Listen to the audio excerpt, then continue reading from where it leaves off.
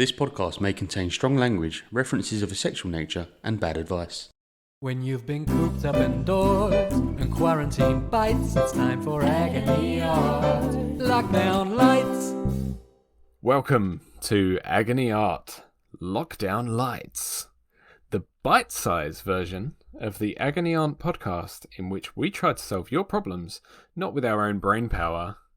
No, we wouldn't manage that. But instead by telling you how those problems were solved in the great art of our age. And when we inevitably fail to solve those problems, at least you're left with a fun reading, listening and watching list to enjoy in your spare time. Yes, once again, we've done what we've promised we would never do and started recording remotely, giving you an inferior product. It'd be interesting to see what the listeners think about this inferior product, because I've got a sneaking suspicion it's a lot better quality than the others. Liam's desperate for this to be the default format, isn't it? It might be, yeah. And do you mean in content or in technical specs? I mean, like in terms of the audio quality, which is what our That's all podcast listeners all you be care interested about, in. you music people, isn't it? Oh, God. Get over it, Liam. Podcasts aren't all about audio. My name's Aaron. I'm an author and an occasional reader of books. And we've got Karl, our fantastic film forager, and Liam, our meandering music maestro, here with me in our virtual studio. Say hello, lads. Hello. Hello. How are you both? You dealing with lockdown well? Oh, as well as we can be. Taking each day at a time.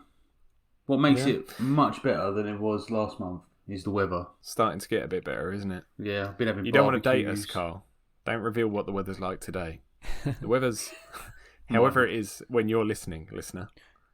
Exactly, yeah. We had some snow relatively recently, and That was a long time ago, Liam. A long time ago.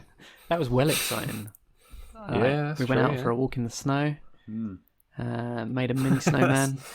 It's telling that that's the most exciting thing we can talk about in any weather. We went out for a walk in it. It was nice. when people say, "How's your weekend?" I was like, "Great, I walked." Everyone is doing exactly the same thing at the moment, aren't they? So, what did you do yesterday? Well, we went for a walk. Well, that is what I was going to ask you both. How are you filling your time during lockdown? Have you picked up any new hobbies, the pair of you? Walking. Liam had never walked before. Oh, that is a good one, Liam. I think you're both aware of my new hobby / obsession of playing Risk on my phone.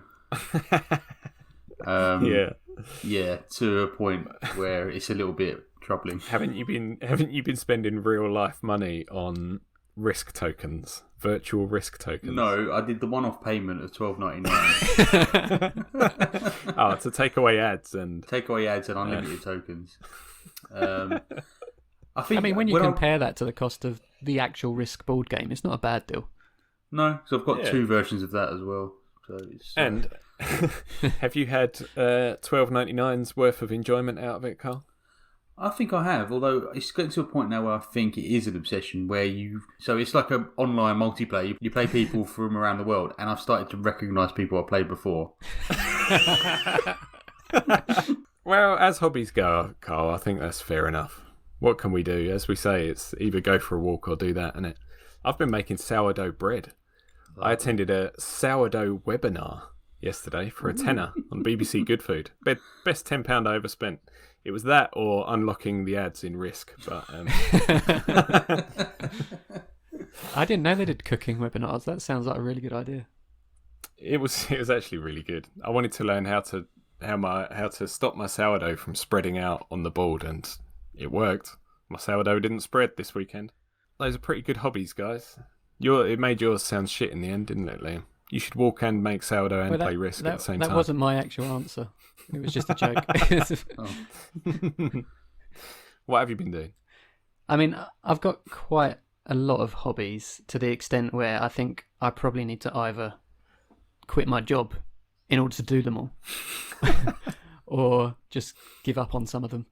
Liam's going to regret this statement, like I regret the closest of friends. I've got a lot of hobbies. I've got a closed list of hobbies. I don't need any new hobbies. I don't need any more, yeah.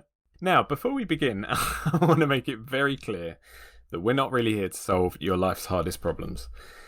All of our submissions have been through extensive, rigorous testing, and they are certified 100% trivial and or fictional pickles. And our advice to these trivial or fictional pickles should almost never be followed anyway. We're only here to have fun. So if you're having a really hard time, I'd recommend hitting up our website for guidance on where you can turn. That's agonyartpodcast.com. So, with that warning out of the way, let's get on with it. Here's our first problem of the week. During lockdown, my husband and I have grown closer than ever. And now it's got to the point where we're finishing each other's sentences and making the same jokes. On the one hand, it's nice that we're slowly becoming the same person. But on the other, I'm worried that when lockdown finally lifts and we're allowed to see people again, they'll all think we're one of those weird couples who make everyone else feel uncomfortable by being a bit too cute and close. Should we be spending more time apart, or do you think we're fine the way we're going? Should we think of a name for this person? Who gets very close to their other half, so much so that they become the same being. Buffalo Bill. Yeah? He like wears people. He's so... Oh, yeah. Puts the lotion on its skin. All right. Let's call him Buff Bill for short.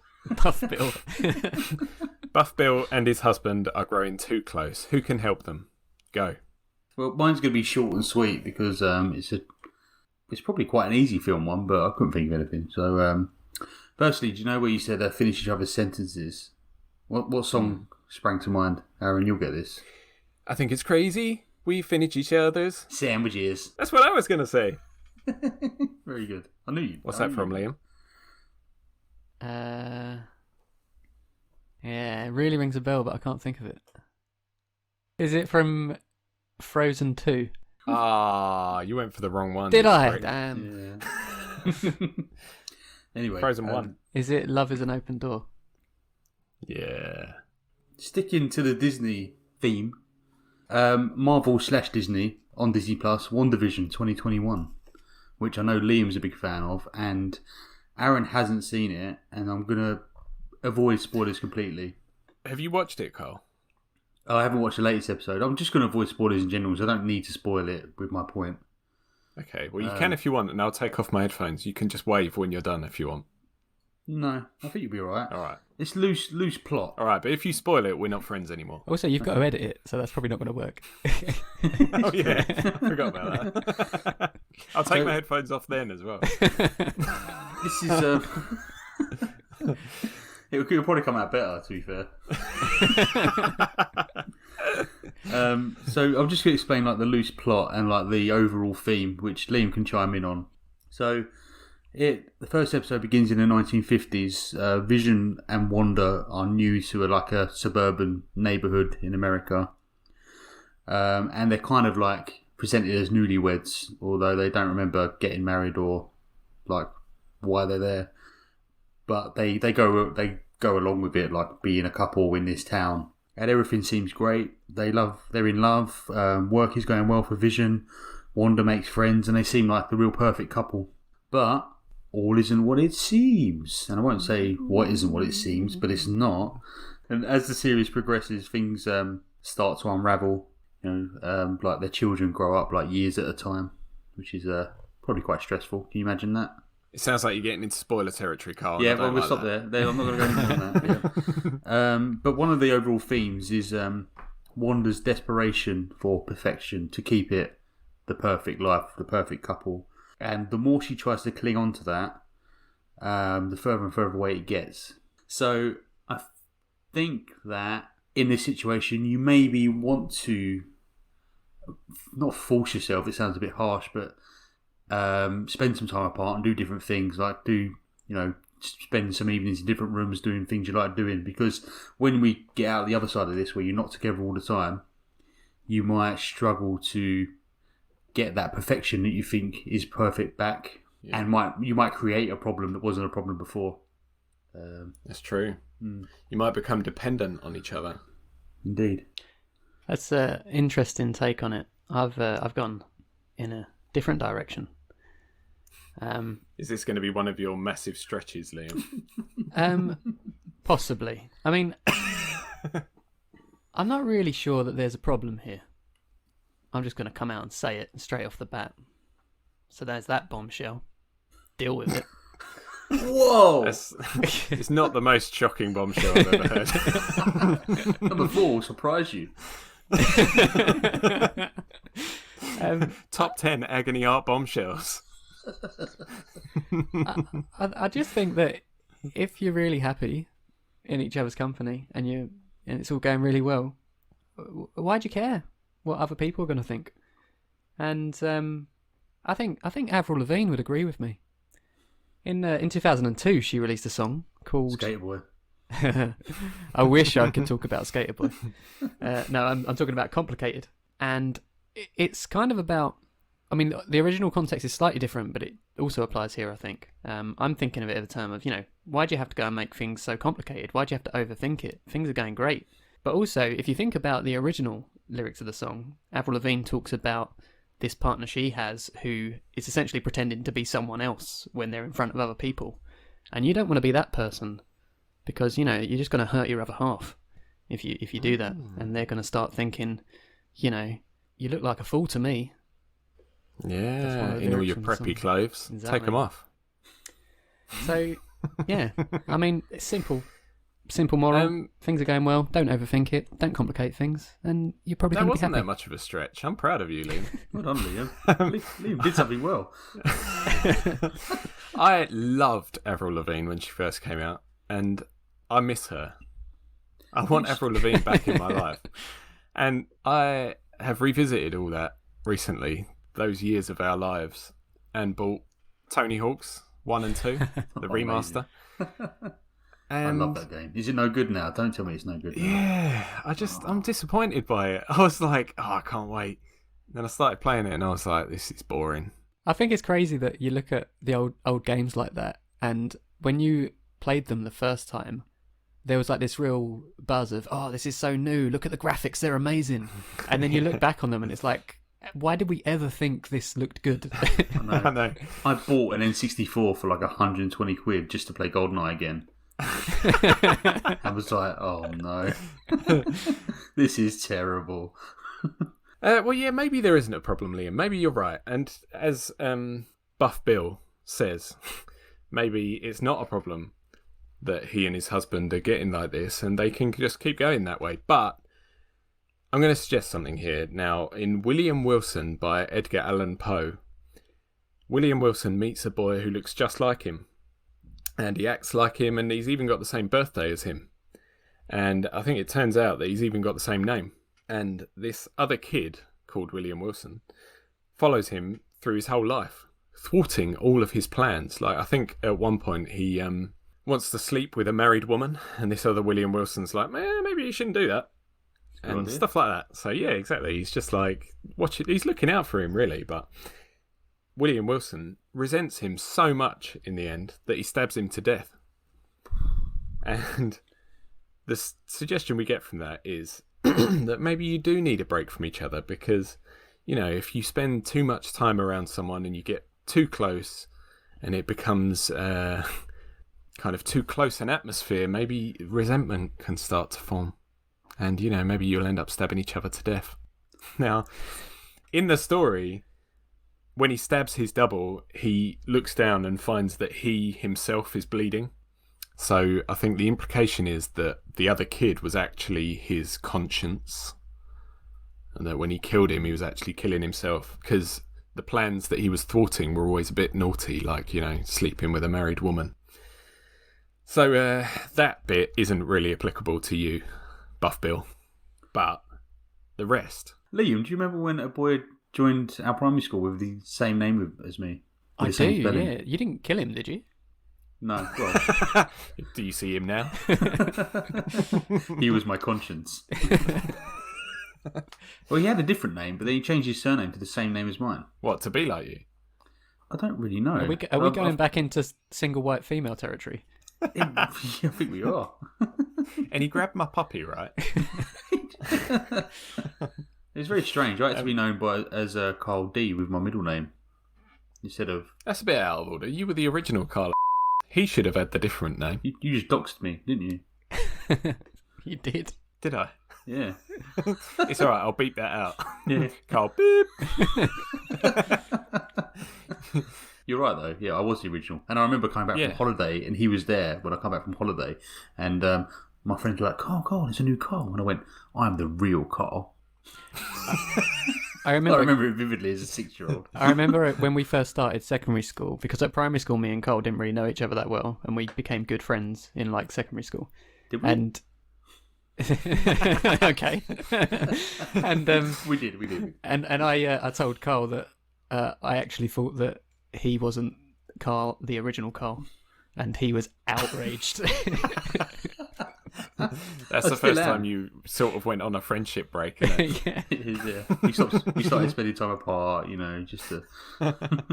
I nearly spoke about The Double by Dostoevsky in this, but I remembered that in a previous episode I talked about the Richard Ayoade film. Don't know if you remember that episode. Karl won't, because... Wasn't it called The Substitute? Is that right? No, it was called The Double. Oh, the film was called The Double? Yeah, Oh, okay. It's really good as well. That's how much I remember. So recommend that again. I probably said it last time, but I'll say it again. I didn't know Richard Ayoade did directing. You did say that. I do remember that. You did say that, yeah. So we're so out of examples that we're treading old ground. So has anyone got anything they want to say before we wrap up for Buff Bill? I would just go back to my original point. Unless there is a problem, I wouldn't take any action. If it ain't broke, don't fix it. All right, Buff Bill, you keep going the way you're going. Unless resentment starts to build, in which case, spend some time in a different room, recording a podcast with your friends. That's a great idea. A ranger came a-ranging to Old Town one fine day. The townsfolk came to meet him. They heard what he had to say. He said, I hear this town's got problems, some outlaws on the run, and I've come to solve these problems with my problem gun. Word soon got to these outlaws about a ranger new in town, and they soon came out of hiding to put this ranger down. They laughed when they first saw him beneath the high noon sun, but he soon stopped them from laughing with his problem gun. Problem gun, problem gun. Yeah, the ranger solved their problems with his problem gun.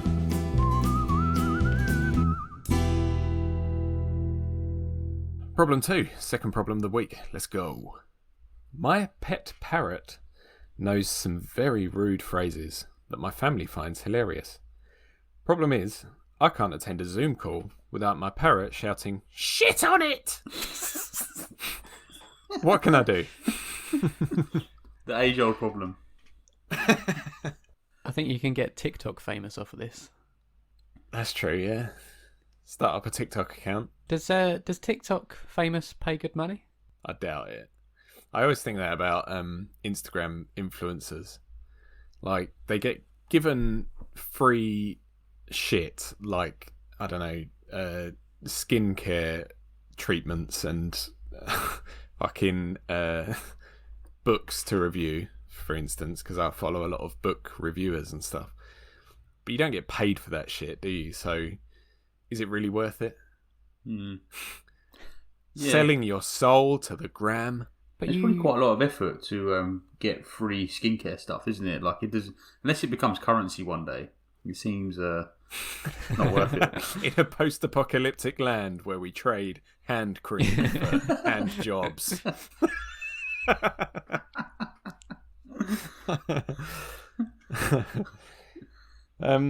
Now, I'm going to tell you an interesting fact, guys.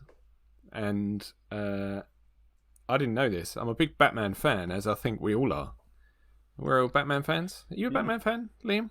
Oh yeah, Big Batman fan? I've got some Batman comics up on my shelf just here.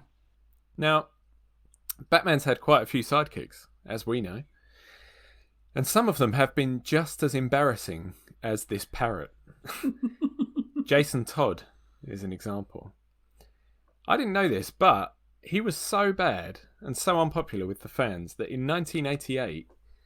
Oh, Jason Todd was one of the Robins, by the way, after Dick Grayson. He was so bad that in 1988 they held a telephone poll to decide his fate, and the fans actually voted to kill him off. Wow. He was it was part of the Death in the Family storyline by Jim Starlin and Jim Aparo. And Jason Todd was beaten and burned by the Joker and left to die, and the fans were voting on whether he survived or not. That is pretty bad, isn't it? Robin has to be pretty unpopular for him to be voted to be killed by the fans. Yeah, that is brutal. I have such little faith in humanity that I can imagine if that was a real life scenario, people would still vote to kill him. Isn't there a was it a Darren Brown episode or a Black Mirror episode where that is kind of the premise? Is it? I think there's something like that. Probably I'll both. find out before I put the episode notes together. But I only realised about 2 weeks ago that Black Mirror is referring to your phone. is it? Yeah. think I so. thought it was just a dark reflection of the world. No, if you turn your phone off, it's black in the reflection. Maybe it's not. Maybe I made that up. No, Read I too much think into it. I I've think not even watched it. I think Charlie Brooker referenced that in an interview at some point because I remember hearing that as well. Oh, okay. Anyway, my point is, all the Batman and Robin shit, Jason Todd. Jason Todd was killed off by the fans. He returned in 2005 as the Red Hood, who is basically a villain in the Batman world. And my point is... So they didn't even honour the fans' decision. No. A few years later, they're like, oh, fuck that shit. Your parrot might become unpopular with the fans. I completely forgot that there was a parrot. What the problem was. Your parrot sidekick might become unpopular, but I think you should be loyal to him because even if he's embarrassing and even if he's unpopular with the fans, stay by his side or he might turn to a life of crime and become the Red Hood. It's possible. Probable. And, no, in fact, for parrots, the only life of crime course of action is becoming Iago, really, isn't it? That's true, yeah. Problems with your daughter! What? Shit on it!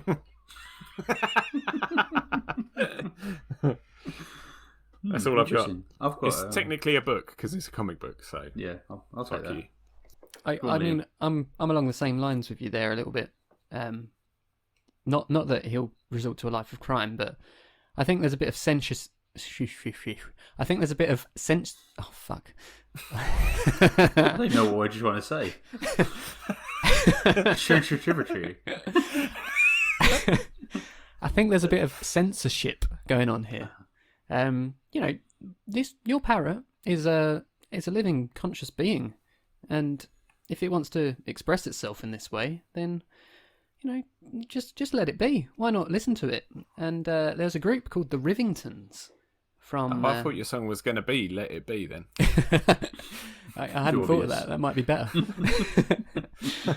There's a group called the Rivingtons who released a song in 1963, and they would recommend that you listen to the Parrot because their song was called "The Bird's the Word." So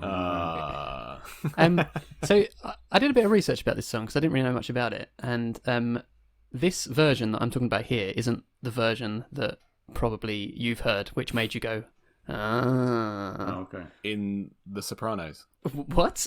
Family Guy, innit? Yeah. Oh, okay. Um, You were trying to anger me on purpose, were you? I think that was a throwback, wasn't it? To Yeah. so when it was first released, this first version, it wasn't actually that popular. It only got to number 52 in the US, but it was made much more popular later that year when another group called the Trashmen, quite outrageously, they took the Rivingtons' previous single, which was called Papa Mau, and mashed it up with Birds of the Word and released it as their own new song called Surfing Bird, which got to number 4. And initially, the Trashmen's drummer and vocalist, whose name was Steve Wara, I think, was credited as the songwriter. And after a while, the Rivingtons' lawyers were like, wait a minute, I think we actually wrote this song. So eventually they took him to court and got credited as the official writers. And yeah, as you mentioned, this song was notably featured on Family Guy in 2008 in the episode I Dream of Jesus. And that resulted in a rechart in both the UK and the US. And I think, if I remember rightly, it did better than it did the first time round. That's the complete opposite intention of what Family Guy had. Like, it's meant to be the most annoying song in the world, and it made it popular. Yeah, but look at Baby Shark, Karl. Oh, God. What is the point, though, Liam? Well, the point is next time someone bird is the word. Next time someone reprimands your parrot for bad language, Just say the bird is the word. Well, yeah, the Rivingtons would suggest you turn the spotlight on them and ask, "Don't you know that the bird's the word?" This is a new low. It really is. You've got the easiest job out of all three of us because it takes about 3 minutes to listen to a song. Liam wrote bird into Spotify. Okay, the first song. I challenge you to find a better example for this problem. You didn't even ask us about this one. You asked us about an easy one. So, my example is a different take to you guys. Babe from 1995, directed by Chris Noonan. I'm going to read the marketing blurb for Babe because it just explains it terrifically. Okay, so strap yourself in. Babe is the inspirational story of a shy Yorkshire piglet who doesn't quite know his place in the world. I've got Babe in the studio. But when Farmer Hoggett wins him at the county fair, Babe discovers that he can be anything he wants to be, even an award-winning sheepdog. With the help of a delightful assortment of barnyard friends, the heroic little pig is headed for the challenge of his life in this endearing and fun-filled tale the whole family will love. So imagine that in the coming this summer voice. I used to love this film. Yeah. Yeah, I'm excited to see where this goes, Karl. Okay. What are you saying? The parrot can be whatever it wants to be. Wait a minute! Don't jump the gun. All right? So actually, Babe becomes the adopted child of a family of sheepdogs on the farm, and decides, that's a pretty good career. I want to be a sheepdog or a sheep pig. Classically, based on the book The Sheep Pig by Dicking Smith. But the dogs rule by fear. They scare the sheep into doing what they want. Whereas Babe, he's not rude. It's not in his nature to be scary. So he takes another tack and he's polite and he asks the sheep to do things, which is, something the sheep respond really well to. So he just says, "Sheep, would you mind going into that pen over there?" And off they go. And the sheep are very happy that there's this new polite little sheep pig around. So my point really is, if a piglet can learn to be a sheep pig, perhaps the parrot can learn to help with your work. The parrot can attend these calls for you. Yeah. And you can go off and have a fun day. Exactly, yeah. The parrot could, if the parrot must have been listening to what's going on, so it probably knows what you're trying to achieve, your project or your strategy. So just perch him in front of the laptop and see what he can do. So we've got this major deliverable coming up in 3 weeks, guys. Steve, are you going to be able to meet that? Shit on it! Great, Steve. I love that candor.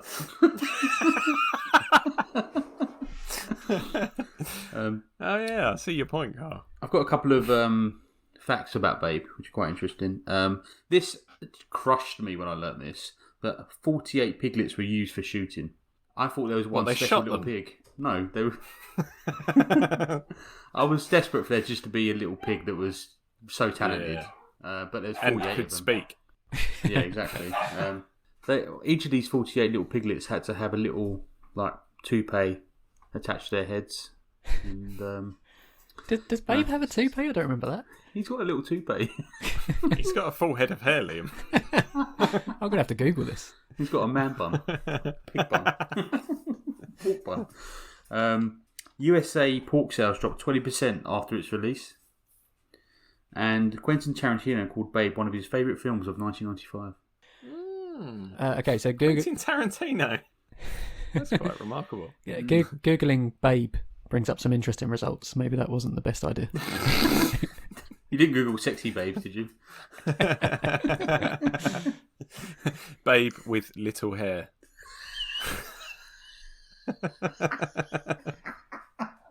He does have a little toupee. I never noticed that before. So yeah, retrain your parrot to do your work. Yeah, that's pretty good. That's a good tactic. It's risky though, but we'll see if it pays off. Let us know.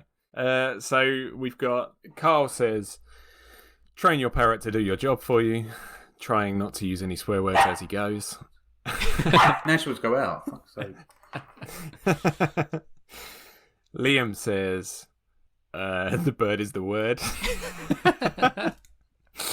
And I say the bird is the word as well. Stand by your parrot. I think if we're talking about helpful advice, I think Karl's kind of on the right track. And the answer is probably, categorically, teach your parrot some different phrases. And they might be phrases that are work-related, so that your colleagues are a bit more impressed and a bit less disgusted when it says, Next slide, please. I think that idea lacks the ambition of what I was going for, though, Liam. yeah, which was train your parrot to be a sheepdog. That would be incredible. Into the pen.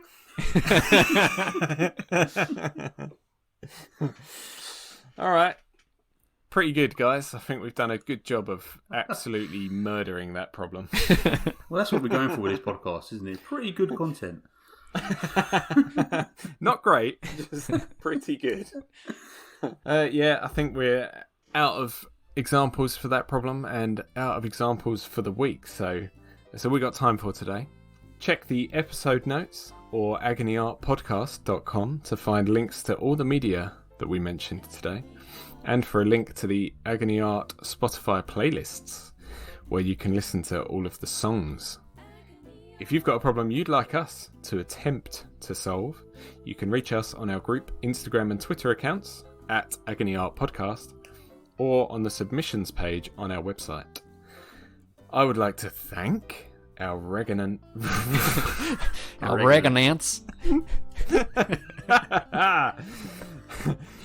I would like to thank our resident Agony Aunts for their contributions. Thanks, Karl. Thanks, Liam. You're welcome. And thank you for listening. We will be back next week with more problems to muddle our way through and more entertainment for you to check out. See ya. Bye.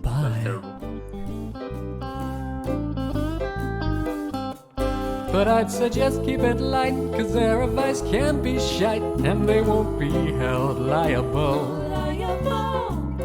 Oh no, not at all, not here at Agony Art. Agony Art. Agony Art.